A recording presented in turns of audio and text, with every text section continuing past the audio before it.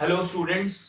Last lecture में हम electric field intensity का डिस्कशन कर रहे थे due to continuous charge distributions, जिसमें हमने एक फाइनाइट सेगमेंट ऑफ वायर के लिए इलेक्ट्रिक फील्ड इंटेंसिटी निकाली थी, इनफाइनाइट वायर के लिए निकाली थी, सेमी इनफाइनाइट वायर और एक सर्कुलर आर्क के लिए। इन सारी चीजों का डिस्कशन हम कर चुके हैं।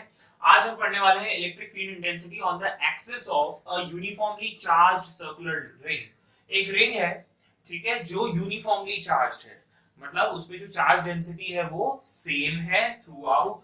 मान लीजिए इस तरीके से एक रिंग दी हुई है, ठीक है, इसे यूनिफॉर्मली चार्ज कर दिया गया है। किस तरीके से चार्ज किया है? यूनिफॉर्मली। और इस पे जो चार्ज है वो मैंने मान लिया कि कैपिटल क्यू है। मान लीजिए इसका जो रेडियस है वो कैपिटल आर है, कोई इशू नहीं है। आपसे कहा गया है कि कोई एक पॉइंट पी है जो कि एक्सिस के ऊपर है, इसकी एक्सिस के ऊपर एक पॉइंट है जिसके ऊपर आपको net electric field intensity evaluate करके दिखानी है। बहुत आसान सी चीज है, देखिएगा, ध्यान दीजिएगा। मान लीजिए कि since you have a ring, you have extended body, तो this has to be comprised of so many elements. तो हम मान लेते हैं कि ये छोटे-छोटे एलिमेंट से मिलके बना है। यहां पर मैंने एक छोटा सा एलिमेंट ले लिया, एक छोटा सा एलिमेंट ले लिया जिस पे चार्ज होगा dq, जिसमें चार्ज कितना है? dq चार्ज है। ये dq चार्ज जो है वो p पॉइंट पे कुछ इलेक्ट्रिक फील्ड देगा इस डायरेक्शन में। ऑब्वियसली मैं जानता हूं आपको याद होगा कि p पॉइंट पे हम क्या मान लेते हैं? एक यूनिट पॉजिटिव चार्ज अज्यूम करते हैं। तो p पॉइंट पे अगर हम एक यूनिट पॉजिटिव चार्ज अज्यूम करें तो उस पे रिपल्शन की जो डायरेक्शन होगी, जो फोर्स की डायरेक्शन होगी, वही इलेक्ट्रिक फील्ड की डायरेक्शन है। ठीक है, ये वाला इस पॉइंट पे कुछ इलेक्ट्रिक फील्ड प्रोड्यूस कर रहा है dE। ठीक, अच्छा, इसी तरीके से अगर मैं कह दूं कि डायमेट्रिकली अपोजिट एक और एलिमेंट ले लिया वही dq का, तो वो भी यहाँ पर एक इलेक्ट्रिक फील्ड देगा, कितनी? dE देगा। ठीक है, मैंने मान लिया कि यहां से यहां तक की जो दूरी है, एक्सिस पे जो इस पॉइंट की दूरी है वो x है। ठीक, अगर ये एंगल थीटा है तो ये एंगल भी कितना हो गया? थीटा। इसी तरीके से ये एंगल थीटा है, ये एंगल भी थीटा है, वर्टिकली अपोजिट। इन डीई के दो दो कंपोनेंट्स कर सकते हो, यहां पर आ जाएगा डीई cos थीटा और यहां आ जाएगा डीई sin थीटा। इसी तरीके से इस डीई के भी दो कंपोनेंट्स कर सकते हो, यहां आ जाएगा डीई cos थीटा और यहां कितना आ जाएगा? D E sin theta. sin theta components तो एक दूसरे को कैंसिल आउट कर रहे हैं, cos थीटा वाले कंपोनेंट्स नेट रिजल्टेंट इंटेंसिटी बनाएंगे। ध्यान देने वाली बात ये है कि नेट फील्ड को आप 2d cos थीटा मत लिखना, वो चीज गलत होगी, क्योंकि हम यहाँ पर कोई दो इस तरीके से चार्जेस की बात नहीं कर रहे, हम तो सारे एलिमेंट्स की बात करेंगे। तो देखिए, कोई भी एलिमेंट अगर आपने यहाँ पर उठाया तो डायमेट्रिकली अपोजिट आपको एक और एलिमेंट मिल जाएगा, सच दैट उनके साइन कंपोनेंट कैंसिल हो रहे होंगे और कॉस कंपोनेंट रिजल्टेंट इंटेंसिटी दे रहे होंगे। तो मेरे हिसाब से जो नेट इंटेंसिटी होनी चाहिए वो होनी चाहिए integral of D cos theta. D के जो cos कंपोनेंट्स है वो वेक्टरली ऐड अप होके आपको नेट इंटेंसिटी दे रहे हैं। ठीक है, ये दूरी कितनी हो जाएगी? देखिए, ये r है, ये x है, तो ये हो जाएगा under root of r square plus x square. तो डी जो स्मॉल इलेक्ट्रिक फील्ड यहां बन रही है, मेरे हिसाब से उसकी वैल्यू होनी चाहिए k dq अपॉन ये डिस्टेंस का स्क्वायर, ये डिस्टेंस है r square plus x square का रूट, उसका स्क्वायर कर दिया। ठीक है, ये इलेक्ट्रिक फील्ड हो गई इसे पॉइंट चार्ज मानते हुए। बस कुछ नहीं, यहाँ सब्स्टिट्यूट कर दीजिए, E की वैल्यू हो जाएगी k dq upon r square plus x square और इंटीग्रल कर दिया आपने cos थीटा। cos थीटा लिखिए, देखिए इस ट्रायंगल को ध्यान से देखिए, इस वाले ट्रायंगल को ध्यान से देख लीजिए, ये एंगल थीटा है, ये x है और ये दूरी पता है। cos थीटा की वैल्यू लिख रहा हूं, cos थीटा कितना हो जाएगा? x upon under root of r square plus x square. तो इलेक्ट्रिक फील्ड की जो वैल्यू आ जाएगी वो आ जाएगी, देखिए, kx upon r square plus x square की पावर 3/2 हो गई, 1 प्लस हाफ। ठीक है, यहाँ पर जो इंटीग्रल है वो किस पे हो रहा है? केवल dq पे हो रहा है। ठीक है ना, x तो वेरिएबल है नहीं यहाँ पर जो आप उसे इंटीग्रेट करने की कोशिश करेंगे, x तो कांस्टेंट टर्म है भाई। सारे एलिमेंट्स जो हैं एक्सिस से दूरी तो फिक्स्ड ही है जिस पॉइंट पे इलेक्ट्रिक फील्ड निकाल रहे हो। ठीक है, dq का इंटीग्रल, सारे dq एलिमेंट्स को ऐड अप करेंगे तो क्या बनेगा? q बन जाएगा। तो इलेक्ट्रिक फील्ड की जो वैल्यू हो जाएगी वो हो जाएगी kqx upon r square plus x square की power 3/2। This is very important equation, बहुत ही ज्यादा इंपॉर्टेंट है, इसे आपको याद रखना है। kqx upon r square plus x square की पावर 3/2। सिंपल सी बात और करना चाहूंगा, जैसे अगर मैं सेंटर की बात करूं, ठीक है। सेंटर की बात करूं तो x की वैल्यू कितनी हो जाएगी 0, मतलब एक्सिस से तो दूरी है ही नहीं, तो x 0 हो जाएगा, तो इलेक्ट्रिक फील्ड भी कितनी हो जाएगी 0 हो जाएगी, होनी भी चाहिए थी, क्योंकि आप बिल्कुल बीचों बीच है, सिमेट्रिकली प्लेस्ड है वो पॉइंट P, तो हर पॉइंट से इलेक्ट्रिक फील्ड जो है वो कैंसिल आउट हो जा रही होगी, तो इलेक्ट्रिक फील्ड हो गई 0। अच्छा और कुछ बात कर लेते हैं। देखिए इलेक्ट्रिक फील्ड का वेरिएशन कुछ ऐसा सा है, मैं अगर चाहूं कि इलेक्ट्रिक फील्ड की मैक्सिमम वैल्यू निकालूं तो मुझे क्या करना पड़ेगा, dE by dx equals to 0, तो मुझे वो पॉइंट मिल जाएगा एक्सिस पे जहां पर फील्ड सबसे ज्यादा होगी। अगर आप वेरिएशन को आप ध्यान से देखें तो ये वाला जो फैक्टर है ये हम पहले भी देख चुके हैं, इसका डिफरेंशिएशन भी कर चुके हैं। आपको याद होगा पिछले के लेक्चर्स में ऐसा कुछ था कि दो चार्जेस थे, बीचों बीच एक चार्ज था जिसे y एक्सिस पे मूव करवाया था, और आपसे पूछा गया था कि बताइए कहां पर फील्ड सबसे ज्यादा होगी, वैसा ही कुछ है। देखिए इसी का मैं डिफरेंशिएशन कर रहा हूं, d by dx equals to 0 कर दूंगा, देखो नीचे आ जाएगा r square plus x square की पावर 3, डिनोमिनेटर का स्क्वायर, फिर न्यूमरेटर एज इट इज रख दीजिए, फिर डिनोमिनेटर एज इट इज रख दिया, न्यूमरेटर का डिफरेंशिएशन 1 माइनस x, और फिर इसका differentiation 3/2 r square plus x square की पावर 1/2 हो जाएगी, और x स्क्वायर का डिफरेंशिएशन 2x, ये चीज अगर आप जीरो करेंगे तो वही आ जाएगा आपके पास, क्या आएगा x की वैल्यू प्लस माइनस r/√2, मतलब इस पोजीशन पे इलेक्ट्रिक फील्ड जो है अपनी मैक्सिमम वैल्यू को अटेन करेगी। ठीक है, तो पहले मैं एक ग्राफ बनाने की कोशिश कर रहा हूं, ग्राफ देखिएगा ध्यान से। देखिए अब आपके पास एक दो पॉइंट्स तो आपको पता है कि इलेक्ट्रिक फील्ड अगर हम निकाल रहे हैं तो सेंटर पे तो बिल्कुल सेंटर पे 0 होगी और r/√2 पे मैक्सिमम होगी। अच्छा अगर मैं इनफाइनाइट दूरी पे चला जाऊं, अगर मैं इनफाइनाइट दूरी पे चला जाऊं तो भी इलेक्ट्रिक फील्ड 0 हो जाएगी। तो इसका जो वेरिएशन है देखिए वो कुछ ऐसा सा प्लॉट होता है, ध्यान दीजिए। अगर मैं कहूं बिल्कुल सेंटर पे, तो सेंटर पे तो इलेक्ट्रिक फील्ड 0 है, r/√2 पे, r/√2 पे इलेक्ट्रिक फील्ड जो है अपनी मैक्सिमम वैल्यू पे जाएगी, इंफिनिटी पे जाके भी इलेक्ट्रिक फील्ड को 0 हो जाना है। देखिए यहाँ पर छोटे-छोटे स्पेशल केस डिस्कस कर लेता हूं मैं पहले। अगर मैं स्पेशल केस डिस्कस करूं, देखो पहला स्पेशल केस क्या है, फर्स्ट स्पेशल केस है कि अगर x की वैल्यू r के कंपैरिजन में बहुत ज्यादा बड़ी है, अगर x बहुत ज्यादा है तो देखिए क्या होगा, r square plus x square में x अगर बहुत ज्यादा है तो r स्क्वायर को नेग्लिजिबल मान सकते हैं, तो इसका मतलब x square plus r square is approximately x square, तो वहां रख देता हूं इलेक्ट्रिक फील्ड कितनी हो जाएगी kqx अपॉन x स्क्वायर की पावर 3/2, x क्यूब बन जाएगा ये, तो इलेक्ट्रिक फील्ड का फॉर्मूला हो जाएगा kq अपॉन x स्क्वायर।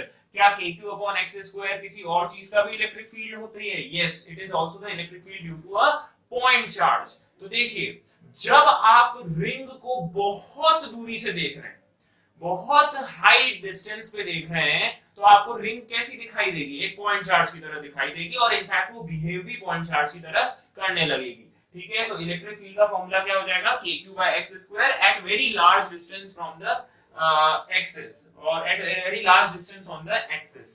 अच्छा सेकंड पॉइंट, अगर मैं कह दूं कि x की वैल्यू r के कंपैरिजन में बहुत छोटी है, r के कंपैरिजन में आप क्या मान लीजिए कि x की वैल्यू छोटी है, तो देखिए उस केस में r square plus x square will be approximately r square. ठीक है, x के r के सामने हम x को नेग्लिजिबल मान सकते हैं, तो देखिए नीचे बन जाएगा r क्यूब, तो इलेक्ट्रिक फील्ड का फॉर्मूला आ जाएगा kqx upon r cube, very important.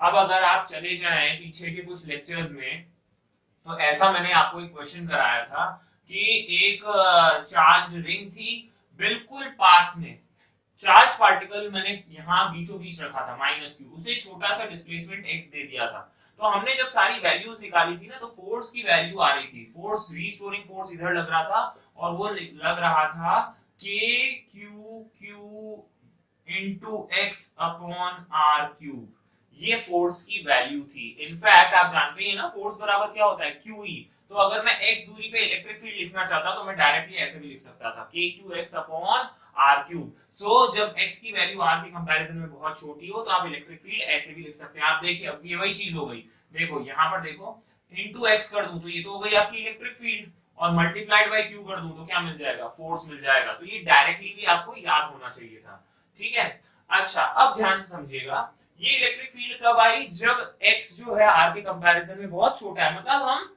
Axis के आजू बाजू की बात कर रहे हैं, मतलब बिल्कुल सेंटर से थोड़ा बहुत आगे पीछे जाएंगे तब की बात कर रहा हूं, तब इलेक्ट्रिक फील्ड क्या हो जाएगी, directly proportional to x, directly proportional to x हो जाएगी। इसका मतलब है for small values of x starting from the centre, electric field जो है वो डायरेक्टली प्रोपोर्शनल टू x है। तो देखिए यहाँ बीचों बीच ना, यहाँ पर ये x इक्वल्स टू 0 को रिप्रेजेंट कर रहा है, ये x एक्सिस, ये x है और ये इलेक्ट्रिक फील्ड है। सेंटर से थोड़ा सा आजू बाजू में electric field proportional to x, तो ग्राफ कुछ हल्का सा ऐसा बनेगा। स्टार्टिंग में हल्का सा आपको स्ट्रेट लाइन जैसा फीलिंग आना चाहिए, ठीक है। उसके बाद ये बढ़ेगा r बाय रूट 2 पे अपनी मैक्सिमम वैल्यू को एक्वायर करेगा और फिर ये पॉइंट चार्ज की तरह बिहेव करने लगेगा जब x की वैल्यू r के कंपैरिजन में बहुत ज्यादा हो जाएगी। तो ये फिर इस तरीके का ग्राफ बनेगा, सिमेट्रिकली यहाँ पे भी बनेगा, बस डायरेक्शन ही तो रिवर्स हो गई। तो ये ग्राफ बनता है electric field versus x for this is r by root 2, this is minus r by root 2, ये यूनिफॉर्मली चार्ज्ड रिंग के लिए है, ठीक है, नोट कर लीजिए। नेक्स्ट टॉपिक है electric field intensity due to a uniformly charged disc on its axis. Axis के ऊपर हम क्या कर रहे हैं, इलेक्ट्रिक फील्ड इंटेंसिटी निकालेंगे, किसके कारण से, एक डिस्क के कारण से। अब देखिए अभी तक आपने वायर की बात की, उसके बाद एक रिंग की बात की, ठीक है, वहां पर जो चार्ज था वो डिस्ट्रीब्यूटेड था along the length, but disc के लिए जो कि 2 डायमेंशनल है, the charge will be distributed on the area. तो हम क्या कर रहे हैं, एक डिस्क ले रहे हैं और डिस्क के लिए मैं डिफाइन कर रहा हूं सिग्मा। सिग्मा क्या होता है, sigma is surface charge density which is charge per unit area, charge per unit area आपको पता होना चाहिए, तो मैं इसका यूनिट लिख देता हूं कूलम पर मीटर स्क्वायर, जिससे आपको याद रहे ये क्या क्वांटिटी है, ठीक है। इसका रेडियस जो है मान लिया कैपिटल R है, ठीक है, और एक्सिस पे एक पॉइंट P है जहां पर इलेक्ट्रिक फील्ड इंटेंसिटी निकाली जानी है। सेंटर ऑफ डिस्क से इस पॉइंट की जो दूरी है वो x है, पॉइंट की दूरी कितनी है, x है। अब देखिए इस टाइप के सवाल को कैसे करेंगे हम, वही बात है कि यहाँ पर तो वही 2D सरफेस है, अब यहाँ पर चार्ज जो है वो इस पूरे पे फैला हुआ है, ठीक। अब आप देखिए कि इस पूरे के लिए हम ऐसा अज्यूम कर सकते हैं कि it is comprised of many elements. आप समझ तो गए हैं कि यहाँ पर इंटीग्रेशन होगा, अब इंटीग्रेशन होगा तो हमें एलिमेंट्स लेने होंगे। डिस्क के हम किस तरीके से सिमेट्रिकल एलिमेंट्स कर सकते हैं, यस हमें डिस्क के लिए किस टाइप के एलिमेंट्स लेने पड़ेंगे, रिंग लाइक स्ट्रक्चर्स, ठीक है। तो मैं क्या कर रहा हूं, ध्यान से देखना, यहां से छोटे r की दूरी पे जाके यहां पर एक छोटा सा एलिमेंट अज्यूम कर ले रहा हूं, और ये जो छोटा सा एलिमेंट है उसकी विड्थ जो है वो dr है।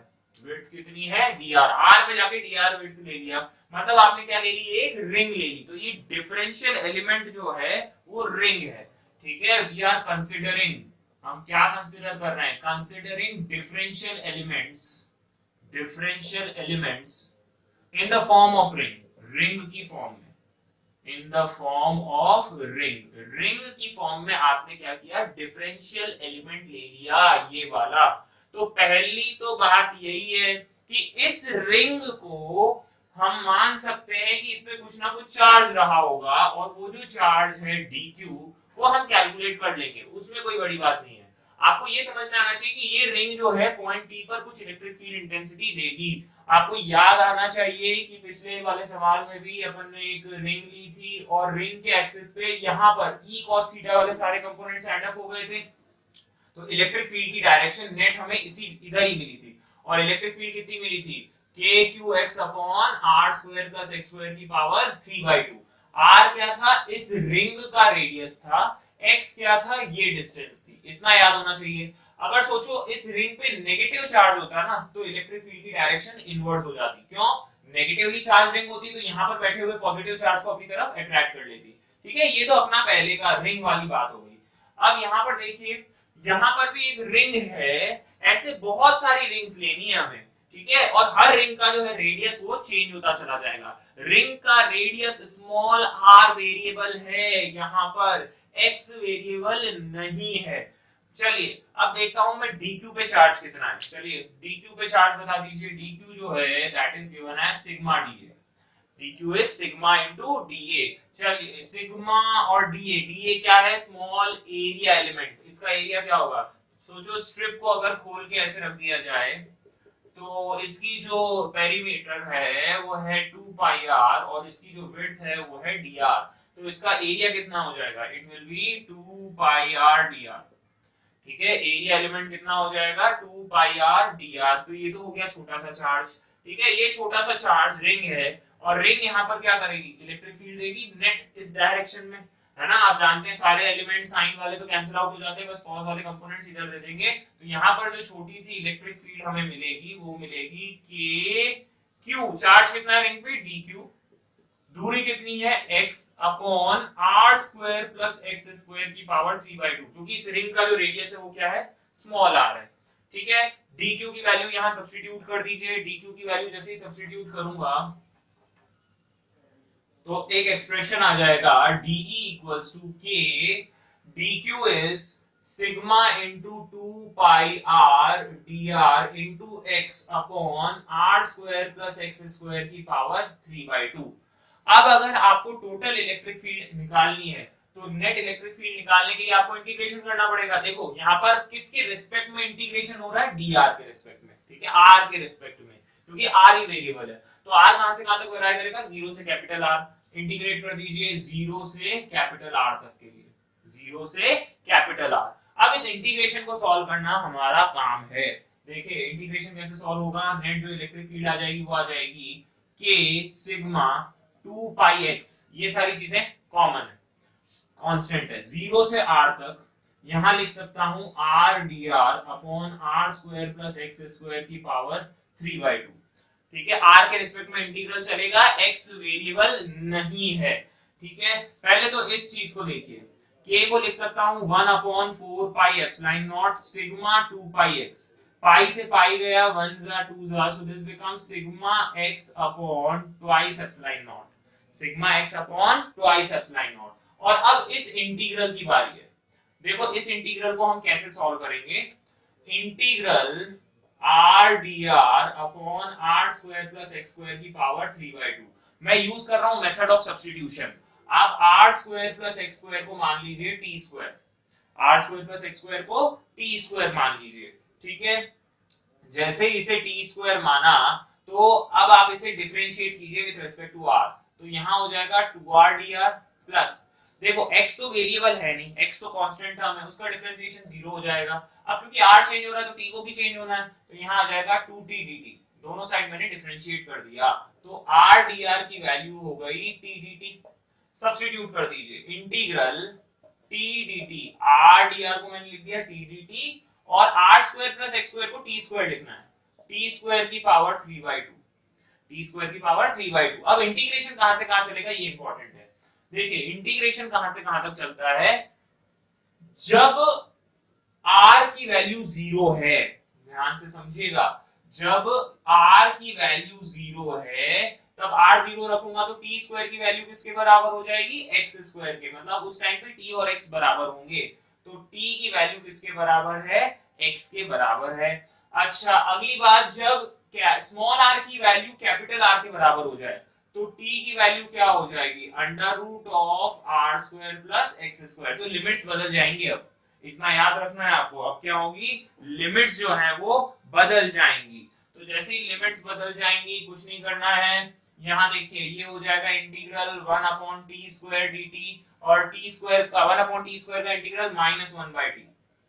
ठीक है, और लिमिट कहां से जानी है? x से root of r square plus x square तक जानी है। Upper limit minus lower limit करेंगे तो ये बन जाएगा 1 upon x minus 1 upon r square plus x square. इस इंटीग्रल की वैल्यू ये निकल के आएगी। अब आप यहाँ इसे सब्स्टिट्यूट कर दीजिए। जैसे ही मैं इसे यहाँ सब्स्टिट्यूट करता हूँ तो मुझे मिलता है 1 upon x minus 1 upon root of r square plus x square, such that electric field intensity जो निकल के आएगी वो आएगी sigma by 2 epsilon naught, x multiply कर दे रहा हूँ 1 minus x over root of r square plus x square. This is the standard result.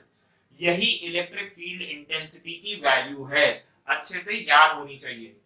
देखिए अभी इसी में मैं एक दो बातें और बताऊंगा, अब आपको ध्यान से सुनना, काम की बातें हैं।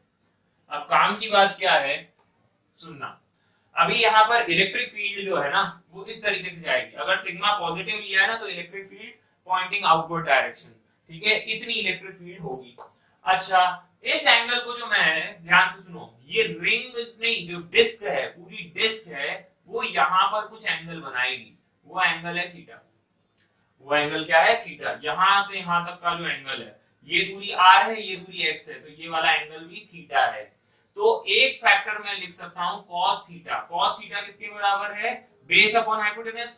बेस कितना है? x, और हाइपोटेनस यहां से यहां तक की दूरी under root of r square plus x square, under root of r square plus x square. तो इलेक्ट्रिक फील्ड को आप ऐसे भी याद कर सकते हैं, sigma by 2 epsilon naught 1 minus cos theta, 1 minus cos theta. इस एक्सप्रेशन के बहुत इंप्लीकेशंस हैं। मैंने थीटा की फॉर्म में इसलिए आपको लिखवाया, मैं दोबारा आऊंगा, इसी पॉइंट पे आऊंगा जब इलेक्ट्रिक फ्लक्स पढ़ेंगे अपन। जब इलेक्ट्रिक फ्लक्स में देखेंगे तो इस एक्सप्रेशन की बहुत एक वैल्यू है वहां पर, वहां समझ में आएगी। तो cos थीटा की फॉर्म में भी याद रखना और x की फॉर्म में भी आप इसको याद रखना, ठीक है। आगे मैं इसी में ही थोड़ी सी और डिस्कशन ऐड करना चाहूंगा। फर्स्ट केस, अगर मैं फर्स्ट केस लूं कि x की वैल्यू जो है वो r के कंपैरिजन में बहुत ज्यादा है, मतलब x जो है वो बहुत बड़ा है, तब उस केस में इलेक्ट्रिक फील्ड की वैल्यू क्या होगी?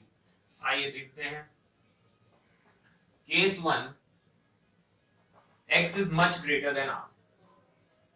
अगर x की वैल्यू जो है r के कंपैरिजन में मैं बहुत ज्यादा कर दूं, इसी एक्सप्रेशन को देखिए, इलेक्ट्रिक फील्ड जो हो जाएगा वो हो जाएगा sigma by 2 epsilon naught 1 minus x upon, देखो मैं x कॉमन निकाल ले रहा हूं, x जैसे अंदर कॉमन निकालूंगा आ जाएगा 1 प्लस r बाय x का होल स्क्वायर।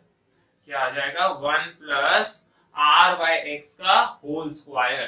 देखो x से x कैंसिल हो जाएगा, इधर बचेगा sigma upon 2 epsilon naught 1 minus 1 plus r square upon x square की पावर -1/2, ठीक है। मैं न्यूमरेटर में ले गया हूं उसको, तो -1/2। अब क्योंकि x की वैल्यू r के कंपैरिजन में बहुत ज्यादा है, तो ये फैक्टर 1 के कंपैरिजन में बहुत छोटा हो गया। बाइनोमियल से आप इसे खोल सकते हैं, एक्सपैंड कीजिए, तो ये क्या आ जाएगा? 1 प्लस x की power n will become 1 plus nx। Binomial से एक्सपैंड कर दिया, तो मैं यहां लिख दूंगा sigma by 2 epsilon naught 1 minus half of r square by x square. ये माइनस हाफ आगे जोड़ दिया, ठीक है। जैसे ही माइनस इधर जोड़ेंगे तो ये 1 माइनस 1 और ये हो जाएगा प्लस, ब्रैकेट भी खोल दिया मैंने, ठीक। 1 में से 1 भी चला गया। सिग्मा क्या था? Sigma was actually charge per unit area. तो चार्ज टोटल अगर मैं मान लूं कि q था, टोटल चार्ज जो डिस्क पे था वो q था, divided by pi r square कर दे रहा हूं। उसका जो एरिया था, surface area, pi r square. 2 epsilon not तो चल ही रहा है, और यहां आ जाएगा r square by 2x square, ये वाला फैक्टर, ठीक। r स्क्वायर से r स्क्वायर गया, ये बना q अपॉन 2 2 जा 4, पाई पाई रह चुका है, एप्सिलॉन नॉट रह चुका है, और x स्क्वायर रह चुका है। What is 1 upon 4 pi epsilon not? ये होता है q, तो kq अपॉन x स्क्वायर। याद आया? What is kq by x square? That is the electric field intensity due to a point charge. तो वही बात हो गई, रिंग को बहुत दूर से देखोगे तो वो पॉइंट चार्ज की तरह दिखेगा, तो ऐसा भेदभाव डिस्क के साथ तो नहीं होना चाहिए था। डिस्क को भी बहुत दूरी से देखेंगे तो वो एक पॉइंट चार्ज की तरह बिहेव करेगा। तो जब आप एक्सिस पे बहुत दूर चले जाएंगे, x की value much greater than r हो जाएगी, तब भी आपको सेम रिजल्ट मिलेगा कि the disc behaves like a point charge. Okay, case number 2। Second case जो है, ऐसा अगर हो जाए कि x की वैल्यू r के कंपैरिजन में बहुत ही छोटी हो जाए, तब देखिए x की तो कोई औकात ही नहीं रहेगी, तो x nearly tends to 0। r के कंपैरिजन में x नियरली टेंड्स टू 0, तो इलेक्ट्रिक फील्ड जो हो जाएगी, यहां कुछ नहीं करना है, x को 0 कर देना, सिंपल सी बात है। x को जैसे ही 0 करोगे, यहां भी x को 0 करोगे, तो इलेक्ट्रिक फील्ड आ जाएगी sigma by 2 epsilon not, sigma by 2 epsilon not. अब सोच के देखिए क्या है ये चीज। मान लो कि यही एक बहुत बड़ी सी डिस्क है, ठीक है, ये बहुत बड़ी सी डिस्क है, ये उसका सेंटर है।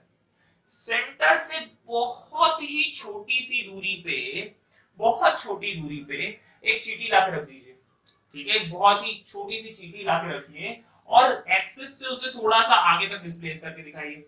तो चींटी को तो ऐसा लगेगा कि भैया ये डिस्क तो कैसी है, इनफाइनाइट सी डिस्क है, कि भैया मेरे को तो दिख ही नहीं रहा है कि इसका ओर कहां है, इसका छोर कहां है, ठीक है। तो डिस्क उस चींटी के लिए अगर आप एक्सिस से बहुत पास में उसको लाके रखते हैं तो उसे लिमिट्स नहीं दिखाई देंगी डिस्क की, और डिस्क उसके लिए एक इनफाइनाइट शीट की तरह बिहेव करेगी। तो आपको ये याद रखना है कि यही एक्सप्रेशन जो है होता है, किसका होता है, electric field intensity due to an infinite sheet of charge, infinite sheet of charge, ठीक है। इनफाइनाइट शीट ऑफ चार्ज कहने का मतलब है कि अगर आपके पास एक शीट ऐसी है जो इनफाइनाइट है,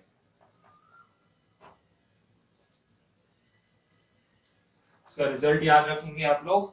देखिए अगर आपके पास कोई एक शीट है जो इनफाइनाइट है, दिस इज लेट अस से पॉजिटिवली चार्ज्ड, और एक और शीट है मैं मान लेता हूं जो कि नेगेटिवली चार्ज है, और ये इनफाइनाइटली एक्सटेंड हो रही है, ठीक है, इट इज एक्सटेंडिंग इनफाइनाइटली, ये इनफाइनाइट शीट है। इनफाइनाइट शीट आप कब मान सकते हैं, देखो इंफिनिटी वही बात है कि वो रिलेटिव टर्म है, infinity is a relative term, ठीक है। अगर आप इस शीट के बहुत पास हैं as compare to its dimensions, तो आपको वो शीट इनफाइनाइट सी लगेगी, लेकिन आप बहुत दूर से रख देखेंगे तो वही चीज क्या हो जाती है, एक पॉइंट चार्ज की तरह भी बिहेव करने लगती है, तो it is a relative term. तो इसके अराउंड, इस डिस्क के अराउंड जो इलेक्ट्रिक फील्ड होगी वो होगी सिग्मा बाई 2 एप्सिलॉन नॉट, ये आपको रट लेना है।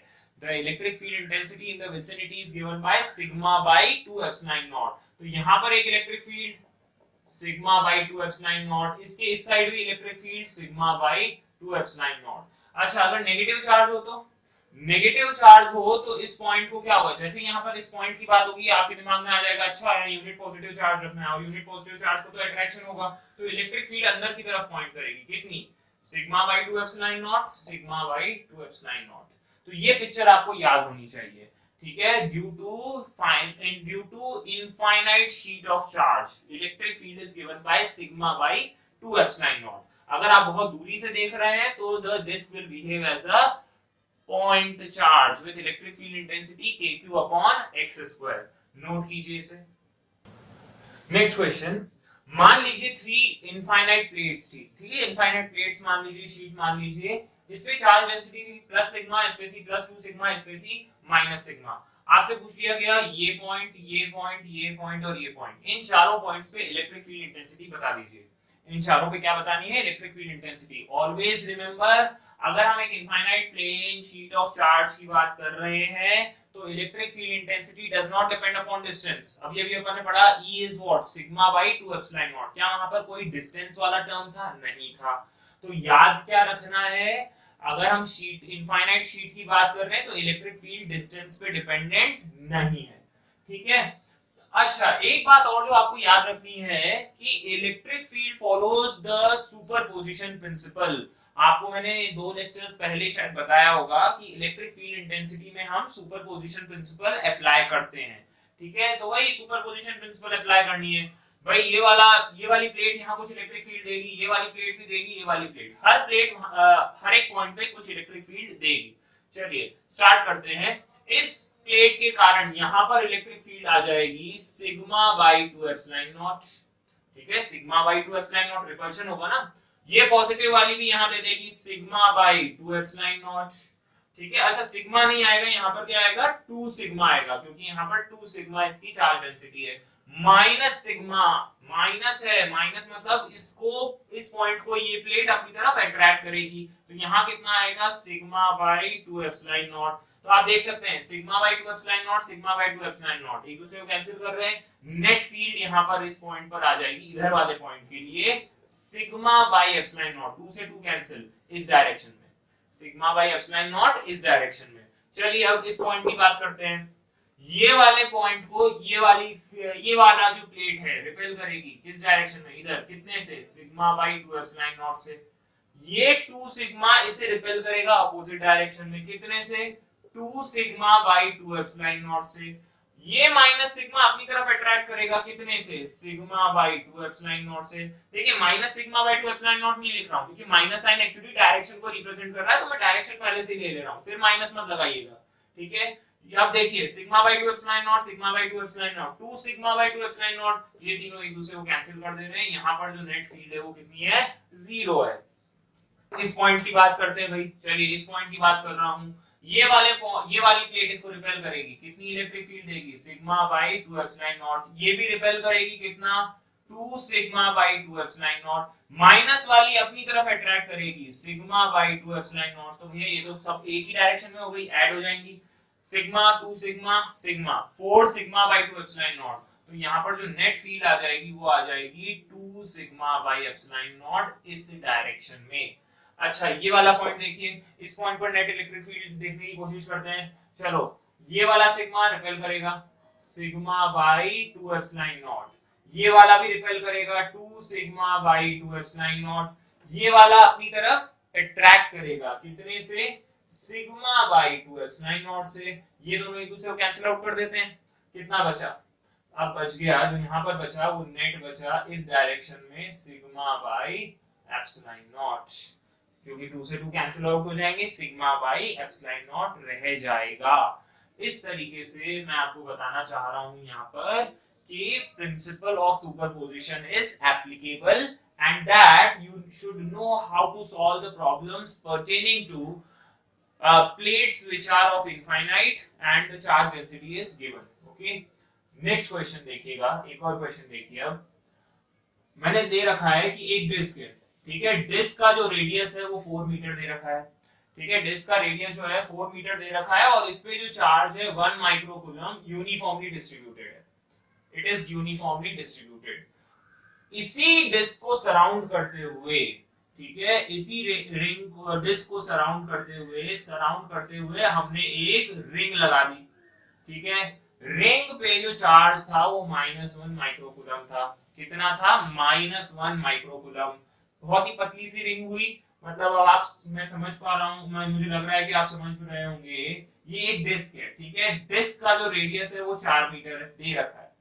इसी को सराउंड करती हुई एक बहुत ही पतली सी, ये मैं एग्जैजरेट करके बना रहा हूं, मोटी बना रहा हूं, ये एक रिंग है, ठीक है। और इस रिंग पे जो चार्ज है, इस रिंग पे जो चार्ज है वो है -1 माइक्रोकूलम और इस डिस्क पे जो चार्ज था वो था +1 माइक्रोकूलम। अब आपको क्या दे रखा है? आपसे पूछा हुआ है कि इसकी एक्सिस पे सेंटर से 3 मीटर दूरी पे जाके इस पॉइंट P पे इलेक्ट्रिक फील्ड इंटेंसिटी बता दीजिए। Find out the electric field intensity at point P। सोचिए कैसे करेंगे, बहुत आसान है, वही सुपरपोजिशन वाली बात है, ठीक है, सुपरपोजिशन प्रिंसिपल लगाएंगे। ये डिस्क पॉजिटिवली चार्ज है, तो पॉजिटिव चार्ज के कारण यहाँ पर इलेक्ट्रिक फील्ड इंटेंसिटी यहाँ इस डायरेक्शन में आ जाएगी। ये किसके कारण? E1 किसके कारण है? डिस्क के कारण, रिपल्शन होगा। और रिंग पे माइनस चार्ज है, माइनस चार्ज का मतलब वो पॉइंट P को अपनी तरफ अट्रैक्ट करेगा, E2 किसके कारण है? रिंग के कारण। क्या E1 और E2 वैल्यूज आप लिख सकते हैं? बिल्कुल लिख सकते हैं, आपको बताया हुआ ही है, फॉर्मूले आपको याद हैं, बस वैल्यू सब्स्टिट्यूट करनी है और आंसर निकालना है। नेट फील्ड जो हो जाएगी ना P पॉइंट पे वो हो जाएगी E1 E2। अब E1 लिखना आना चाहिए, E2 लिखना आना चाहिए। चलिए E1, डिस्क की एक्सिस पे इलेक्ट्रिक फील्ड इंटेंसिटी कैसे लिखी जाती है? डिस्क की एक्सिस पे हम लिखते हैं sigma by 2 epsilon naught 1 - x upon root of r square plus x square, ठीक। अच्छा, minus electric field due to ring, ring के कारण, रिंग के एक्सिस पे kqx अपॉन अंडर रूट में, sorry, upon r square plus x square की power 3/2। अब देखो ये r square plus x square, r कितना है 4, x कितना है 3, तो ये वाली दूरी तो चाहिए 5 मीटर हो गई, ठीक है। तो r square plus x square कितना दे देगा आपको? 3 स्क्वायर प्लस 4 स्क्वायर 5 स्क्वायर, तो under root of r square plus x square किसके बराबर है? 5 के बराबर। ये चीज 5 हो गई, ये हो गया 5 की पावर 3/2। सॉल्व कर सकते हैं आराम से, कोई दिक्कत वाली बात नहीं है। 5 स्क्वायर की पावर 3/2, ये 5 क्यूब हो जाएगा, चार्ज आपको पता है 1 माइक्रोकूलम। अब यहाँ पर आप माइनस साइन मत लीजिएगा इस चार्ज में, क्यों? क्योंकि मैंने डायरेक्शन ऑलरेडी बता दी कि डाउनवर्ड डायरेक्शन में है, अट्रैक्ट कर रहा है नेगेटिव चार्ज। अब दोबारा लेने की जरूरत नहीं है नेगेटिव साइन को, क्यों रखिएगा? x की वैल्यू 3 मीटर पता ही है। सिग्मा, सिग्मा कैसे निकालोगे? डिस्क के ऊपर सिग्मा हो जाएगा चार्ज अपॉन एरिया। एरिया कैसे निकालोगे? Pi R square, where R stands for the radius which is 4 meter. मेरे हिसाब से सारी वैल्यूज अब आपको पता है, वैल्यूज सब्स्टिट्यूट कीजिए और आंसर कैलकुलेट आप कर सकते हैं। ठीक है, नोट कीजिए। कुछ मिसलेनियस प्रॉब्लम्स अब हम डिस्कस करेंगे। हमने बहुत सारे कांसेप्ट्स अभी तक गैदर आउट कर लिए हैं। अब कुछ मिसलेनियस प्रॉब्लम्स है related to this electric field, force and all. अब यहाँ पर बहुत सारे मिक्स कांसेप्ट से रिलेटेड क्वेश्चंस होंगे। ठीक है, स्टार्ट करता हूँ। लेट अस से फर्स्ट क्वेश्चन अपन लेते हैं कि मैंने कह दिया कि आपके पास एक इनफाइनाइट वायर है। कैसी वायर है? इनफाइनाइट है, और इस पे जो चार्ज डेंसिटी है वो है प्लस लैम्डा 1, पॉजिटिवली चार्ज है। और इस पे जो चार्ज डेंसिटी है वो कितनी दे रखी है? प्लस का लैम्डा 1। एक और वायर है जो फाइनाइट लेंथ की है। कैसी है? फाइनाइट लेंथ की है, लेकिन इसमें जो चार्ज डेंसिटी है वो लैम्डा 2 है। Again this is also positively charged. ठीक है, कोई बड़ी बात नहीं है, पॉजिटिवली चार्ज है। ये जो दूरी है ये दे रखी है a, और इसकी जो लेंथ है वो l है। इसकी लेंथ l दे रखी है। मैंने आपसे सवाल पूछ लिया है कि फाइंड आउट, आपको फाइंड आउट करना है force of interaction between these two. आपसे पूछा गया है फोर्स ऑफ इंटरैक्शन बता दीजिए।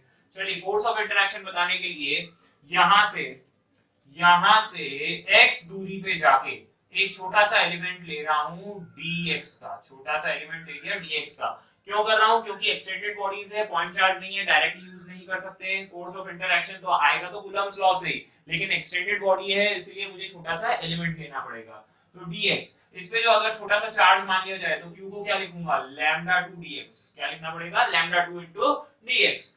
चार्ज पता चल गया है। अच्छा, क्या मैं एक बात और जानता हूं कि इनफाइनाइट वायर के कारण इलेक्ट्रिक फील्ड इंटेंसिटी कैसे लिखी जाती है? रिमेंबर, जाइए पन्ने पलटिए, आपको पता होगा, याद होना चाहिए। इनफाइनाइट वायर के लिए जो इलेक्ट्रिक फील्ड इंटेंसिटी है that is given bye 2k lambda by distance r। 2k lambda bye r, रट लो इस चीज को। इनफाइनाइट वायर के कारण इलेक्ट्रिक फील्ड होती है 2k लैम्डा बाय r। ठीक है, अब यहाँ पर x दूरी पे जाके इलेक्ट्रिक फील्ड लिख सकता हूँ। यस, x दूरी पे जाके मुझे इलेक्ट्रिक फील्ड पता है। इलेक्ट्रिक फील्ड है 2k लैम्डा बाय दूरी x, और लैम्डा कौन सा? लैम्डा 1। इस वायर के कारण इस पॉइंट पे इलेक्ट्रिक फील्ड पता चल गई। क्या इस पे फोर्स भी पता चल सकता है? हाँ, हम जानते हैं फोर्स बराबर क्या होता है? QE। तो यहाँ जो छोटा सा फोर्स लगेगा वो कितना लगेगा? dq into e। छोटा सा एलिमेंट ही तो है, तो जो छोटा सा फोर्स लग रहा होगा वो होगा dq। dq क्या लिखा मैंने? Lambda 2 dx। इलेक्ट्रिक फील्ड से मल्टीप्लाई कर दीजिए जो कि है 2k lambda 1 by x। Electric field into charge gives you force. Total force निकालने के लिए इंटीग्रेट कर दीजिए। Limit of integration for x, पहला एलिमेंट कहां मिलेगा? a पे। आखिरी एलिमेंट कहां मिलेगा? a प्लस l पे। तो ये हो गया a प्लस l। अब इंटीग्रेट करना है, कोई दिक्कत नहीं होगी हमें। फोर्स जो हो जाएगा वो हो जाएगा, देखो 2k lambda 1 lambda 2, 2k lambda 1 lambda 2 constant. Integration of 1 upon x, 1 upon x का integration ln x। ln x कहां से कहां तक जाना है? a से a प्लस l तक जाना है। तो जो फोर्स हो जाएगा वो हो जाएगा 2k lambda 1 lambda 2 into ln a plus l upon a। This gives you the interaction force between a finite wire and an infinite wire। ठीक है, अगला सवाल। हम ऐसा ही पे ही क्यों रहे कि एक इनफाइनाइट है और दूसरी फाइनाइट है? अब तो मैं कह दे रहा हूं दो इनफाइनाइट वायर्स हैं। ठीक है, अब आपके पास टू इनफाइनाइट वायर्स हैं। You have two infinite wires. एक पे जो चार्ज डेंसिटी वो लैम्डा 1 है और दूसरी पे जो है लैम्डा 2 है। और एक बात और याद रखनी है, बोथ आर म्यूचुअली परपेंडिकुलर। एक दूसरे के क्या हैं? म्यूचुअली परपेंडिकुलर हैं। आपसे पूछा गया है कि what is the force of interaction acting between them. इन दोनों वायर्स के बीच में इंटरैक्शन फोर्स कैसा होगा? देखिए, डायग्राम कुछ ऐसा सा है। एक इनफाइनाइट वायर ऐसी है, ठीक है, इसको मैंने मान लीजिए लैम्डा 2 है। मान लीजिए λ2 है, चार्ज है, ठीक है, पूरा चार्ज नहीं दिखा रहा हूँ, प्लस प्लस या माइनस माइनस करके, और यहाँ पर एक वायर है, एक और वायर है क्रॉस। अब इस क्रॉस का मतलब क्या है, ये ऐसी वायर है, मतलब it is moving into the plane of the paper, it is moving into the plane of the paper, remember this, okay, plane of the paper for you, for me into the plane of the board, okay। तो यहां से उसकी जो दूरी है ना, यहां से जो दूरी है वो दे रखी है छोटा है, मान लीजिए ये जो दूरी है वो छोटा है दे रखी है। अच्छा, इस वायर की जो चार्ज डेंसिटी है वो λ1 है, उसकी जो चार्ज डेंसिटी लैम्डा है। मैं समझ पा रहा हूं, मतलब आपको समझ में आ रहा है, एक वायर ऐसी है और दूसरी वायर ऐसी है। अब इन दोनों के बीच में इंटरेक्शन फोर्स आपको निकाल के बताना है, what is the interaction force between the two. I hope the question is clear to everyone. अब देखिए इसको करने का तरीका क्या है, मान लीजिए ये वायर ऐसी है, ठीक, इनफाइनाइट है। अब देखो, अगर मैं यहां से जाके यहां पर जाके एक छोटा सा एलिमेंट की बात कर लूं, एक बहुत ही छोटा सा एलिमेंट उठा लेता हूं, ठीक है, बहुत छोटा सा एलिमेंट है, इस छोटे से एलिमेंट पे छोटा सा चार्ज रहा होगा, कितना, λ2 dx, कितना रहा होगा, λ2 dx। कैसे, यहां से x दूरी पे जाके मैंने एक छोटा सा एलिमेंट उठाया dx का, x दूरी पे जाके आप छोटा सा एलिमेंट उठा लीजिए dx का, ओके। ये दूरी कितनी होगी, under root of a square plus x square. तो देखो ये इनफाइनाइट वायर है, आपको मैंने बता रखा है कि electric field intensity due to infinite wire. अब जैसे ये इनफाइनाइट वायर है तो ये इलेक्ट्रिक फील्ड कैसे प्रोड्यूस करेगी, perpendicular to it, okay, electric field will be perpendicular to it. मतलब अगर ये आपकी वायर है तो ये डायरेक्शन होगी इलेक्ट्रिक फील्ड की, और अगर सोचिए मैंने वायर ही ऐसे कर दी तो, मतलब वायर अगर आपकी ऐसी है तो इलेक्ट्रिक फील्ड तो इसके परपेंडिकुलर ही होगी ना, देखो ये परपेंडिकुलर चीज ही जा रही है, देखो इसको ऐसे करके देख लेना, ठीक है, तो इसके कारण जो इलेक्ट्रिक फील्ड है वो इस डायरेक्शन में हो जाएगी। अभी इलेक्ट्रिक फील्ड कितनी होगी आपको पता होना चाहिए, एक इनफाइनाइट वायर के कारण 2k λ1/r, डिस्टेंस कितना है, under root of a square plus x square, ये इलेक्ट्रिक फील्ड है यहाँ पर जो आ रही होगी। इलेक्ट्रिक फील्ड पता है, चार्ज पता है, तो क्या हम इलेक्ट्रिक फील्ड इंटेंसिटी निकाल सकते हैं, फोर्स निकाल सकते हैं, हाँ बिल्कुल निकाल सकते हैं। आप होशियार हैं, आप निकाल सकते हैं, लेकिन एक बात और याद रखना, देखिए जब आप इसको यहाँ निकालेंगे तो आपके पास यहाँ पर दो कंपोनेंट्स होंगे, ठीक है। अब ये जो दो कंपोनेंट्स है वो कैसे हैं, ये एंगल अगर मैंने थीटा मान लिया तो ये भी थीटा ही होगा, ठीक। यहाँ एक कंपोनेंट आ जाएगा ई कॉस थीटा वाला, और इधर आ जाएगा एक ई साइन थीटा। अगर आप चार्ज से मल्टीप्लाई कर देंगे तो एक फोर्स का कंपोनेंट इधर, एक फोर्स का कंपोनेंट इधर। अब क्योंकि वायर दोनों साइड, दोनों डायरेक्शन में इनफाइनाइटली एक्सटेंड कर रही है, तो अगर एक एलिमेंट यहाँ पर आपने लिया x दूरी पे, तो एक एलिमेंट यहाँ पे भी तो होगा x दूरी पे, तो उसके भी दो कंपोनेंट होंगे भाई। यहाँ पर एक इलेक्ट्रिक फील्ड आएगी, उस पे भी ऐसे फोर्स लग रहा होगा, एक साइन कंपोनेंट, एक कॉस कंपोनेंट, तो साइन और कॉस कंपोनेंट एक दूसरे को क्या कर देंगे, कैंसिल आउट कर देंगे। तो हो क्या रहा होगा, सारे एलिमेंट्स के करस्पॉन्डिंग साइन कंपोनेंट्स तो कैंसिल आउट हो जाएंगे, हर कंपोनेंट का, देखिए हर कंपोनेंट का कॉस वाला फोर्स का कॉस कंपोनेंट बचा हुआ रह जाएगा। तो इनफैक्ट आपको क्या करना होगा, हर एलिमेंट पे इस तरीके से एक डाउनवर्ड फोर्स लग रहा होगा, तो आपको सारे कॉस थीटा वाले एलिमेंट्स का इंटीग्रेशन करना पड़ेगा। अब जैसे ही cos थीटा वाले कंपोनेंट्स का इंटीग्रेशन करेंगे तो आपके पास फाइनल रिजल्ट आ जाएगा। मैं उम्मीद कर रहा हूं आप ये समझ गए होंगे पॉइंट को। तो देखिए अब मैं यही कर रहा हूं, ठीक है। अगर मैं छोटा सा इंटरेक्शन फोर्स निकालना चाहूं df, छोटा सा इंटरेक्शन फोर्स df, तो वो कैसे निकालूंगा, QE निकालूंगा, QE से ही निकालूंगा। छोटा सा चार्ज dq, इलेक्ट्रिक फील्ड कितनी हो रही E, लेकिन कौन सा कंपोनेंट, cos वाला कंपोनेंट लिख डालो, ठीक है। और टोटल निकालने के लिए क्या कर दोगे, इंटीग्रेट, खत्म हो गया, काम ही खत्म हो गया। तो इंटरेक्शन फोर्स हो जाएगा इंटीग्रल ऑफ dq भाई, dq कितना है, λ2 dx। इलेक्ट्रिक फील्ड कितनी है, 2k λ1/√a² + x square. cos theta की वैल्यू बताओ भाई, cos थीटा, ये रहा थीटा, cos थीटा की वैल्यू क्या होगी, a/√a² + x square, a/√a² + x square. और लिमिट ऑफ इंटीग्रेशन कहां से कहां जाएगा भैया, देखिए आप इंटीग्रेट किसके रिस्पेक्ट में कर रहे हैं, dx के रिस्पेक्ट में, dx के रिस्पेक्ट में x की इंटीग्रेशन कहां से कहां तक जा रहा है, सोचिए इनफाइनाइट वायर है, माइनस इंफिनिटी से प्लस इंफिनिटी तक, माइनस इंफिनिटी से प्लस इंफिनिटी तक। तो जो ये फोर्स आ रहा होगा ना, चलो सॉल्व करते हैं इसे।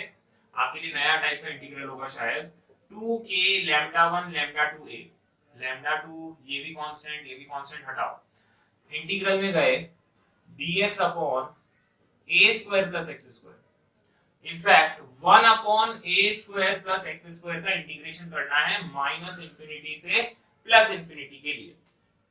ठीक है भाई, सही बात है।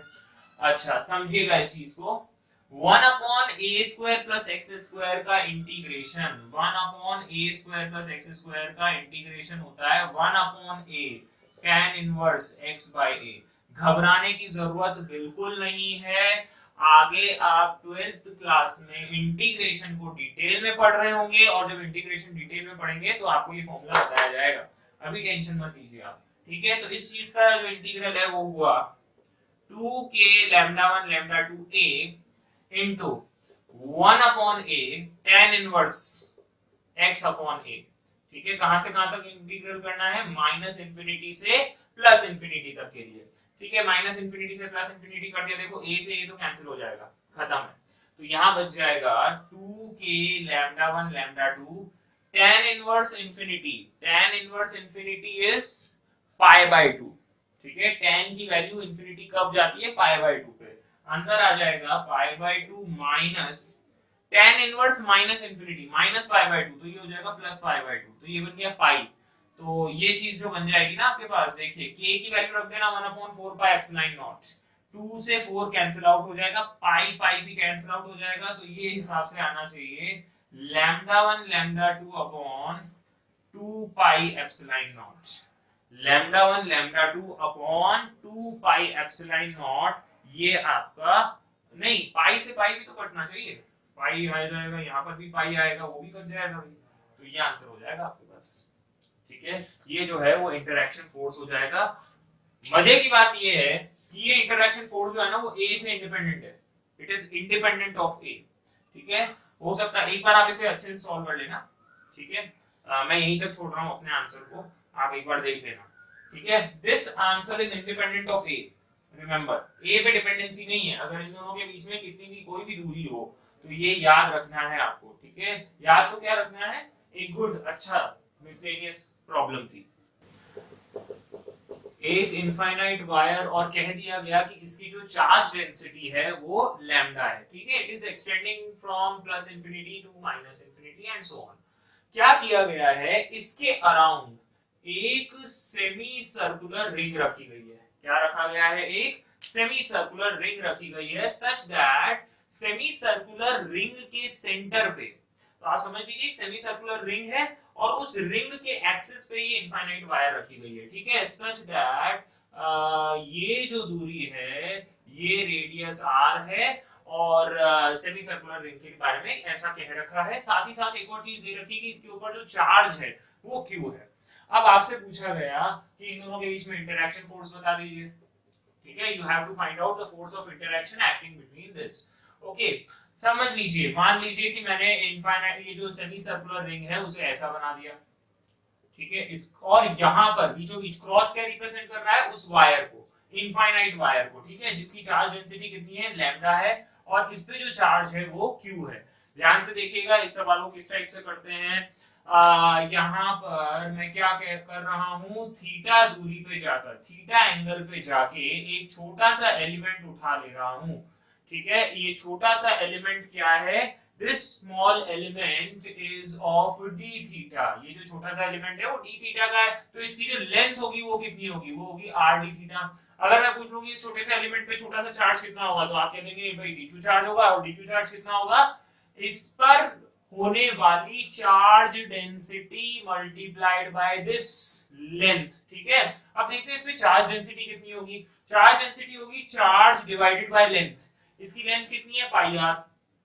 समझ पा रहे हैं, चार्ज डिवाइडेड बाय लेंथ क्या मिलेगा, लीनियर चार्ज डेंसिटी। अब आप इसे इसके लेंथ से मल्टीप्लाई करेंगे which is r d theta, मतलब मेरे हिसाब से समझ गए होंगे कि इतना चार्ज इसके ऊपर है, dq चार्ज है। ठीक, अच्छा, ये लैम्डा वाली वायर जो है वो यहाँ पर कुछ इलेक्ट्रिक फील्ड इंटेंसिटी प्रोड्यूस करेगी। इलेक्ट्रिक फील्ड इंटेंसिटी जो ये प्रोड्यूस करने वाली है वो कितनी है, de मान लेता हूँ या e मान लेता हूँ, चलिए e मान लेते हैं। ठीक है, e इलेक्ट्रिक फील्ड इंटेंसिटी मिलेगी। इनफैक्ट आर दूरी पे हर जगह पे इलेक्ट्रिक फील्ड इंटेंसिटी सेम मिलेगी, क्योंकि एक वायर, इनफाइनाइट वायर के कारण आर दूरी पे हर जगह इलेक्ट्रिक फील्ड एक जैसी होगी। इलेक्ट्रिक फील्ड का वैल्यू आपको पता है कितनी होती है, 2k lambda by r. Infinite wire के लिए 2k लैम्डा बाय आर इतनी इलेक्ट्रिक फील्ड है यहाँ पर। अब देखिए ये एंगल थीटा है तो ये एंगल भी थीटा है। इसके मैं दो कंपोनेंट्स कर सकता हूँ। क्या होंगे दो कंपोनेंट्स? जल्दी बोलिए। एक ऊपर आ जाएगा e sin थीटा और एक इधर आ जाएगा which is e cos theta.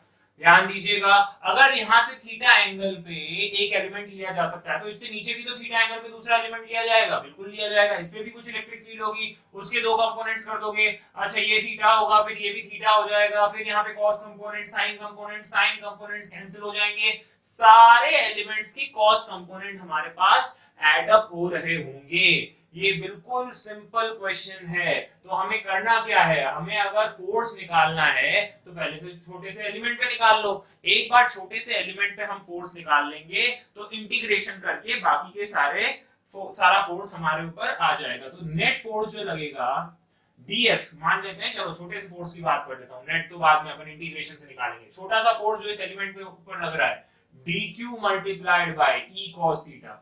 ठीक है, e cos थीटा लूंगा क्योंकि e sin थीटा वाले कंपोनेंट्स कैंसिल आउट हो जाएंगे और टोटल निकालने के लिए क्या कर दोगे, इंटीग्रेट कर दोगे, खत्म है। अब फोर्स निकाल ले रहे हैं। देखो F इक्वल्स टू dq कितना ये रहा, देख r से r कैंसिल हो जाता है तो यहाँ क्या बचा, q by pi into d theta. Electric field intensity is 2k lambda bye r और फिर रह गया cos थीटा। अब आप इंटीग्रेट कर देंगे थीटा के रिस्पेक्ट में। ठीक है, अच्छा थीटा कहां से कहां वराय कर रहा है, देखिए आपका थीटा यहां से चल रहा है ना, यहां के रिस्पेक्ट में थीटा ले रहे हैं तो पहला एलिमेंट बिल्कुल यहां मिलेगा, आखिरी एलिमेंट बिल्कुल ऊपर मिलेगा।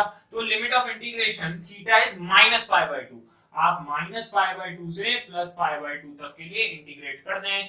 जैसे इंटीग्रेट करेंगे वैल्यू आ जाएगी। चलो भाई फोर्स निकाल लेते हैं। फोर्स की वैल्यू देखो क्या आएगी, 2k लैम्डा इनटू q भी कांस्टेंट। ठीक है, 2k लैम्डा कांस्टेंट चीज है, q भी कांस्टेंट, नीचे पाई r आ रहा है, आने दीजिए। और इंटीग्रेशन करेंगे cos थीटा का विद रिस्पेक्ट टू थीटा, -π/2 से +π/2 के लिए। cos थीटा का इंटीग्रेशन क्या होगा, cos थीटा का इंटीग्रेशन sin थीटा अपर लिमिट माइनस लोअर लिमिट करेंगे तो sin π/2 माइनस sin π/2, तो ये कितना हो जाएगा, प्लस हो जाएगा। तो मेरे हिसाब से जो फोर्स आ जाना चाहिए वो आना चाहिए 2 इंटू k की वैल्यू है 1/4πε0, लैम्डा चलने दीजिए, q चलने दीजिए, नीचे पाई आर भी चलने दीजिए। यहां आ जाएगा sin theta, sin π/2 minus sin -π/2, ये +1 2 हो जाएगा, ये 2 और ये 4 कैंसिल आउट हो जाते हैं। तो जो फोर्स आएगा वो आ जाएगा q lambda by pi square epsilon not into r। ये जो है फोर्स है between the infinite wire and semi circular ring. अगला सवाल देखिए, मान लीजिए इलेक्ट्रिक फील्ड जो है वो इस डायरेक्शन में। ठीक है, अब मैं थोड़े से टॉर्क से रिलेटेड सवाल कराऊंगा आपको कि इलेक्ट्रिक फोर्स आने के कारण थोड़ा सा चार्ज पार्टिकल्स पे या एक्सटेंडेड बॉडीज पे टॉर्क लग सकता है। टॉर्क से रिलेटेड सवाल करा रहा हूं। ठीक है, मान लीजिए आपके पास एक रॉड है। ठीक है, ये रॉड जो है वो बिल्कुल मिड पॉइंट से सस्पेंडेड है। इसका मास m है और लेंथ l है, मास m और लेंथ l है। साथ ही साथ ये मिड पॉइंट पे जो है वो यहां से पिवोटेड है। ठीक है, इसमें जो है चार्ज डेंसिटी है प्लस लैम्डा और यहाँ पर जो आधी रॉड है, बाकी बची हुई आधी रॉड है, ये प्लस, ये L/2 है, ये लेंथ भी L/2 है और इसमें जो चार्ज डेंसिटी है वो है माइनस का लैम्डा। इलेक्ट्रिक फील्ड इंटेंसिटी आपको E दे रखी है। ठीक है, इसकी इलेक्ट्रिक फील्ड इंटेंसिटी E दे रखी है। अब सुनिए, बहुत अच्छा सवाल है, आपसे पूछा गया है, देखिए इस हिंज्ड पॉइंट के अबाउट आप क्या करते हैं, इस रॉड को इस तरीके से छोटे से एंगल से डिस्प्लेस कर देते हैं। आप क्या कर रहे हैं, रॉड पहले आपकी ऐसे पड़ी हुई थी, आपने इस रॉड को छोटा सा एंगल से डिस्प्लेस कर दिया और वो जो छोटा सा एंगल है वो कितना है, d थीटा, या चलिए थीटा ही मान लेता हूं। ये थीटा एंगल जो है वो बहुत छोटा है और आप जानते हैं जब थीटा स्मॉल है तो sin theta approximates to theta, tan theta approximates to theta, cos theta approximates to 1। ये सारी बातें आप जानते हैं। ठीक है, इसके अलावा आपसे कहा गया कि जैसे ही आपने इसे डिस्प्लेस किया ना तो क्या होगा, देखिए जैसे ही हम इसे डिस्प्लेस करते हैं तो रॉड की पोजीशन कुछ ऐसी हो जाएगी। अब देखो होगा क्या, यहां पर जो पॉजिटिव चार्ज है, positive charge will experience a force in the forward direction, QE force उन पे आगे लगेगा, नेगेटिव चार्ज पे QE फोर्स पीछे लगेगा। तो इन एलिमेंट्स पे आगे फोर्स लगेगा, QE इन एलिमेंट्स पे पीछे लगेगा, तो क्या होगा, नेट फोर्स तो ऑब्जेक्ट पे जीरो हो जाएगा, नेट फोर्स तो इस रॉड पे जीरो हो जाएगा। लेकिन एक चीज जरूर आएगी, क्या होगा कि जैसे ही ये यहाँ पर आगे फोर्स लग रहा है इस पे पीछे, तो सोचिए ये इस पे आगे फोर्स लगे इस पे पीछे लगे तो क्या होगा, ये रॉड ऐसे घूम जाएगी, this rod will rotate like this. तो जब ये रोटेट करेगी ना तो एक्चुअली ये एसएचएम कर रही होगी। तो आपसे पूछा गया है कि टाइम पीरियड बता दीजिए, आपसे क्या पूछ लिया, टाइम पीरियड बता दीजिए। बहुत आसान सा सवाल है, देखिएगा। मान लीजिए इलेक्ट्रिक फील्ड जो कि इस तरीके से दे ही रखी थी, ठीक है, रॉड जो है वो इनिशियली इस पोजीशन पे थी, ठीक है, ये था मिड पॉइंट आपका O। अब रॉड कुछ ऐसी सी हो गई, ठीक है, रॉड कुछ इस तरीके से हो गई है, ठीक है, ये जो है इस पे प्लस, ये प्लस है और इस वाली पे कैसा है, नेगेटिव चार्ज है, ठीक है।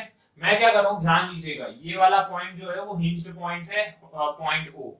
यहां से अगर मैं x दूरी पे चला जाऊं तो एक छोटा सा एलिमेंट उठा लूंगा dx का, और इस छोटे से एलिमेंट dx पे जो छोटा सा चार्ज होगा वो कितना होगा, लैम्डा dx, कितना होगा, लैम्डा dx। अब इस लैम्डा dx पे इलेक्ट्रिक फील्ड तो इस डायरेक्शन में लग रही है, ठीक है। अगर मैं पूछ लूं कि भैया इसके ऊपर कितना फोर्स लग रहा होगा, तो आप कह देंगे छोटे से एलिमेंट पे छोटा सा फोर्स लगेगा, कितना, dq into e। dq into e जो है वो छोटा सा फोर्स इसके ऊपर एक्ट कर रहा होगा x दूरी पे।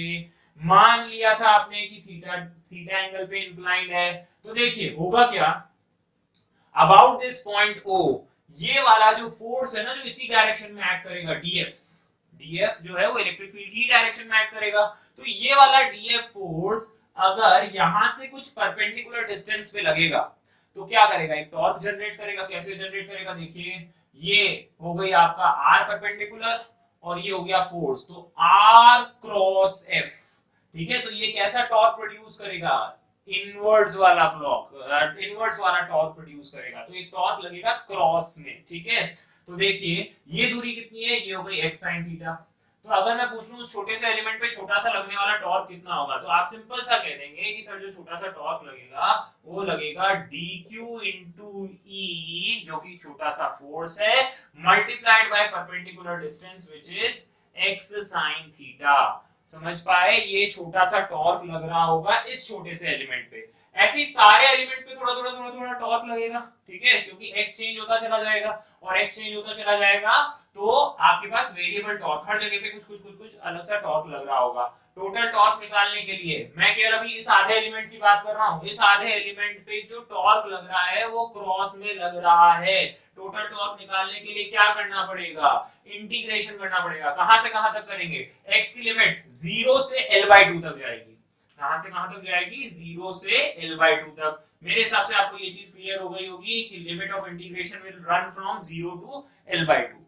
लेकिन एक बात ध्यान दीजिए, ये टॉर्क तो इस पॉजिटिव वाली रॉड पे आया, नेगेटिव वाली रॉड पे भी कुछ ना कुछ टॉर्क आएगा। देखते हैं कैसे आएगा। देखिए यहीं से अगर मैं जाके छोटा सा एक एलिमेंट ले लूं तो इस पे भी पीछे की तरफ एक फोर्स लगेगा, कितना, dq into e, ये फोर्स लग रहा होगा छोटा सा। और यहां से दूरी कितनी होगी, मान लिया ये थीटा है तो ये भी तो थीटा है, तो ये दूरी भी कितनी हो गई, x sin theta. x sin theta याद होना चाहिए, नेगेटिव चार्ज पे जो फोर्स लगेगा वो इलेक्ट्रिक फील्ड की अपोजिट डायरेक्शन में लगेगा। तो देख लीजिए बहुत आसान सी बात हो गई। अब आप कहां से कहां तक इंटीग्रेट करेंगे इसको भी, देखिए यहां के लिए भी टॉर्क इतना ही लगेगा, dq into e into x sin theta, इतना ही टॉर्क। अब किस डायरेक्शन में लगेगा वो देखते हैं। देखो इसमें डायरेक्शन अगर मैं देखूं तो ये तो रही परपेंडिकुलर डिस्टेंस, ये रहा फोर्स, तो r cross f, r cross f, तो वापस ये भी क्रॉस में ही जा रहा है, तो यहां से यहां तक की रॉड पे भी क्रॉस में ही टॉर्क लग रहा होगा, which means इतना ही टॉर्क, मैग्नीट्यूड वाइज भी इतना ही लगेगा, डायरेक्शन वाइज भी सेम है, तो पूरी रॉड पे लगने वाला torque is double of this. इस पूरी चीज का आप क्या कर दीजिए, डबल कर दीजिए, इंटू 2 कर दीजिए, तो आपको क्रॉस में टॉर्क मिल जाएगा। अब कुछ नहीं करना है, सॉल्व कीजिए, टॉर्क की वैल्यू निकाल लेंगे, ठीक है। चलिए टॉर्क की वैल्यू निकालने की कोशिश करता हूं। अब जो टॉर्क लग रहा होगा इस पे देखिए, torque will be equals to integration dq, छोटा सा चार्ज dq, dq को क्या लिख सकते हैं, लैम्डा dx लिख सकते हैं, ठीक है। इलेक्ट्रिक फील्ड तो E है ही आपके पास, इनटू x sin थीटा, ये हो गया 2 टाइम्स, ठीक है। और इंटीग्रेट कर दीजिए 0 से L/2 के लिए, तो जो नेट टॉर्क निकल के आएगा वो आएगा 2 lambda E into sine theta, theta भी हटा दीजिए, साइन थीटा भी हटा दीजिए। अच्छा, अब ये बाहर आ चुका है, ये बाहर आ चुका है, ये भी बाहर आ चुका है, 2 भी बाहर आ चुका है, अंदर बस क्या बच गया, x dx बच गया 0 से L/2 तक। तो जो टॉर्क बन जाएगा वो बन जाएगा 2 lambda E sin theta into L square x square by 2। तो x स्क्वायर बाय 2 करूंगा तो x स्क्वायर बाय 2 कर दीजिए, और x की value lower upper limit minus lower limit करेंगे तो ये हो जाएगा L स्क्वायर बाय 4, ये हो जाएगा L स्क्वायर बाय 4, 2 से 2 भी कैंसिल आउट हो गया, तो टॉर्क कितना बचेगा, lambda E into L square by 4 into sin theta. अब वही बात है, टॉर्क भाई टॉर्क कितना लग रहा है, टॉर्क लग रहा है तो इसके कारण ये रोटेट करना चाहेगी। अब टॉर्क बराबर, अब देखिए sin थीटा आ रहा है, अगर थीटा बहुत छोटा है तो मैं sin थीटा को क्या लिख सकता हूं, थीटा ही लिख सकता हूं। और टॉर्क को क्या लिखा जा सकता है, torque can be written as I alpha, moment of inertia multiplied by alpha. अच्छा, moment of inertia of the rod about the mid point is given by ml square by 12, वो किसके बराबर हो जाएगा, ml स्क्वायर बाय 12 इनटू आपको alpha करना है, alpha कैसे लिखेंगे, ओमेगा स्क्वायर थीटा से, अल्फा कैसे लिखेंगे, ओमेगा स्क्वायर इनटू थीटा से। अब देखो थीटा से थीटा कैंसिल हो जाएगा, मेरे हिसाब से ओमेगा आ ही गया अब आपके पास। देखो L स्क्वायर से L स्क्वायर भी कैंसिल आउट हो रहा है, ये 1 जा, दिस इज 3 जा, सो ओमेगा की वैल्यू आपके पास आ गई। ओमेगा की जो वैल्यू आ जाएगी वो आ जाएगी, देखिए इसको सॉल्व करके आपको ओमेगा मिल जाएगा। तो ओमेगा स्क्वायर की जो वैल्यू है that will come out to be 3 lambda E by m, देखिए 3 लैम्डा E बाय m, ये आ गया आपके पास ओमेगा स्क्वायर। तो टाइम पीरियड कितना आ जाएगा, 2 pi under root of m by 3 lambda E। This is the formula for time period. Another question based on torque. A non-conducting ring of mass m and radius r, charge density lambda। अच्छा, charge density lambda कौन सी है, linear charge density की बात हो रही है जो कि लैम्डा है। is placed on a rough horizontal surface, एक rough horizontal surface पे आपने इसे रखा हुआ है।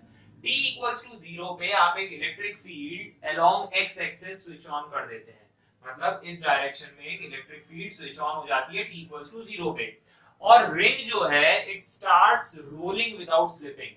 तो आपसे पूछा गया determine the friction force, very nice question.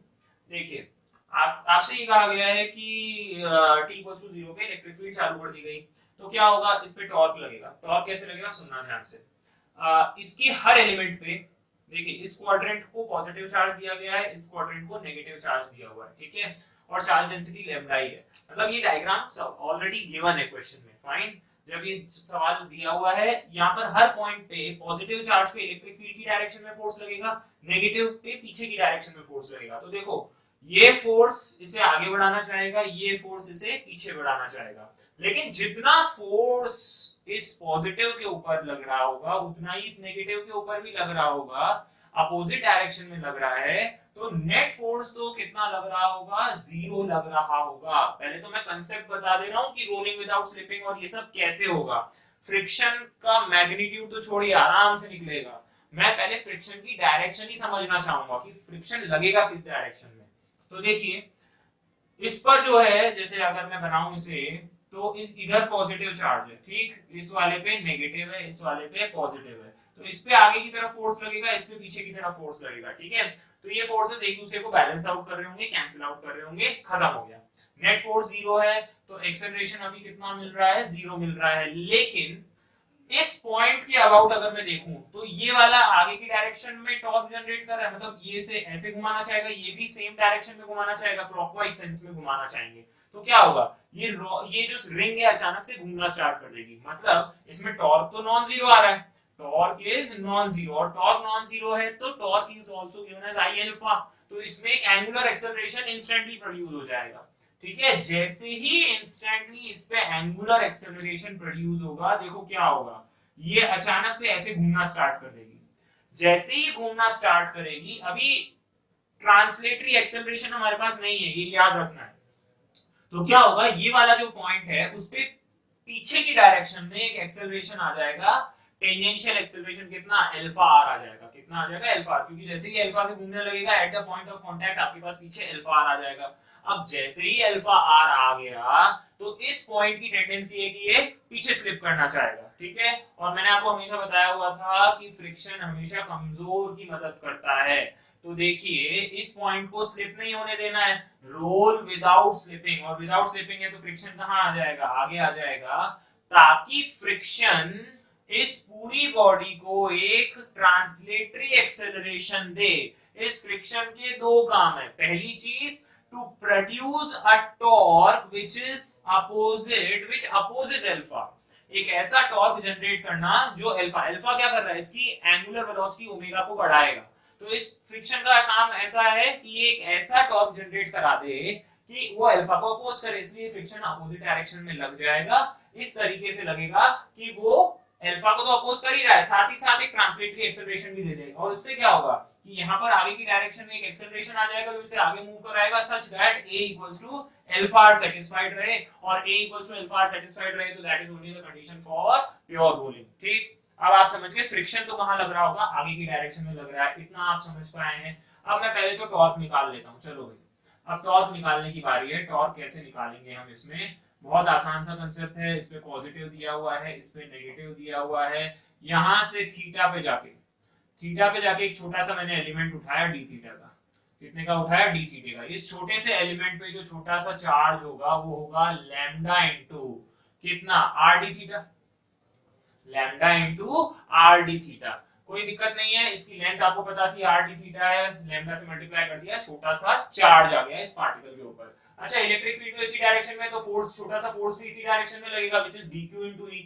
तो छोटा सा फोर्स कितना लग रहा होगा, dq इनटू e, तो लैम्डा आर ई इनटू डी थीटा, ये लग रहा होगा छोटा सा फोर्स। कितनी परपेंडिकुलर डिस्टेंस पे लग रहा है, यहां से परपेंडिकुलर डिस्टेंस निकाल लेते हैं। ये दूरी r है, ये थीटा है, तो ये दूरी मेरे हिसाब से हो जाएगी r sin थीटा। क्या हो जाएगी, r sin थीटा। तो अगर मैं छोटा सा टॉर्क निकालना चाहूं तो मैं क्या करूंगा, df को मल्टीप्लाई कर दूंगा किससे, परपेंडिकुलर डिस्टेंस से which is r sin theta. r sin theta से मल्टीप्लाई कर दो, काम खत्म हो गया। तो d टाउ बराबर df कितना था, lambda r E into d theta into r sine theta. ठीक है, टोटल निकालने के लिए क्या करेंगे, इंटीग्रेट कर देंगे। कहां से कहां तक इंटीग्रेट करोगे, थीटा की लिमिट बोलो, theta will go from 0 to pi by 2। लेकिन एक बात और याद रखें, इसमें 0 से पाई बाय 2 तक जाना है आपको। एंगल कहां से कहां तक जाएगा, 0 से पाई बाय 2 तक जाने दीजिए।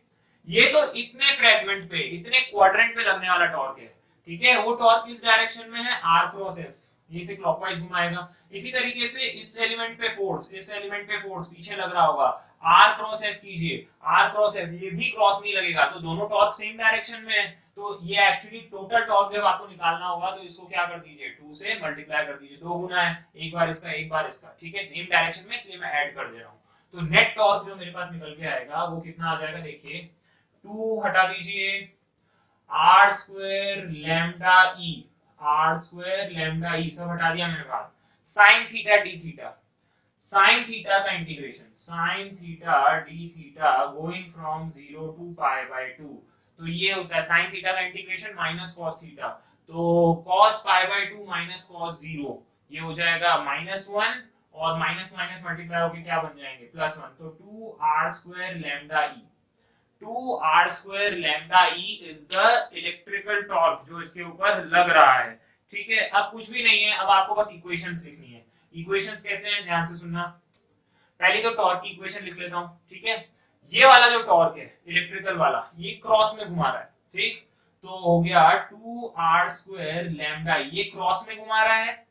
एक फ्रिक्शन का फोर्स और है जो टॉर्क दे रहा है, ठीक है, वो किस सेंस में घुमा रहा है, देखिए r क्रॉस f, f इस डायरेक्शन में, r क्रॉस f, वो अपोजिट सेंस डॉट में घुमाएगा। तो वो वाला टॉर्क आपको माइनस करना पड़ेगा। फ्रिक्शन का टॉर्क F इंटू कितनी दूरी पे लग रहा है, r दूरी पे लग रहा है, F इंटू r बराबर I अल्फा करेंगे, है ना। टॉर्क बराबर क्या होता है, I अल्फा। और मोमेंट ऑफ इनर्शिया किसका लिखना पड़ेगा, एक रिंग का moment of inertia is given as mr², इसको आप mr² लिख देंगे, mr² इंटू अल्फा। पहली इक्वेशन ये आ गई। दूसरी इक्वेशन मैंने आपको बता ही रखी है कि ये फ्रिक्शन जो है ये मास इनटू एक्सेलरेशन दे रहा है, एक्सेलरेशन दे रहा है यहाँ पे। तीसरी equation A is also equals to alpha r, A is also equals to alpha r। अब A की वैल्यू यहाँ रखिए, फ्रिक्शन आएगा, फ्रिक्शन की वैल्यू यहाँ रखिए, तो सारी चीजें जब आ जाएंगी, मतलब आप जब इन्हें सबको सॉल्व करेंगे तो फ्रिक्शन की वैल्यू एक्चुअली आपको कैलकुलेट करनी है। तो इन तीनों इक्वेशंस को आपस में सॉल्व करेंगे, और जब इन तीनों इक्वेशंस को आपस में सॉल्व करते हैं तो फ्रिक्शन की वैल्यू आ जाती है लैम्डा आर ई, जो वैल्यू आ जाती है वो आ जाती है लैम्डा आर ई, और ये किसके अलोंग आ रही है, अलोंग आई कैप डायरेक्शन के अलोंग ही फ्रिक्शन आ जाएगा। आई होप आप ये सवाल समझ पाए हो। प्रैक्टिस कीजिए इलेक्ट्रिक फील्ड के क्वेश्चंस की, और ज्यादा क्वेश्चंस आपके साथ मैं शेयर कर दूंगा। तब तक के लिए थैंक यू।